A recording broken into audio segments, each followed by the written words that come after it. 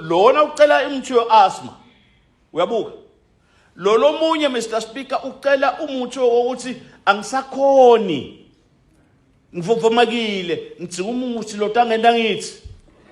le mithi miningi kakhulu labanye utawukhanza bahlonishwa sebavala letincingo kanti ngilapha salahlekelwa likhetho khona basona simthola uvala liqingo uyabuka ngithini ke mqonzisi ngithi mqonzisi enkulumo mina ngiyacela ngifuna kushukumisa ukuthi lenzaba lena I'm looking beyond this honorable minister I'm being honest lenzaba lena ifuna ukuthi ishukumisa usivuna nkulu akayithathe necabinet yonke as a collective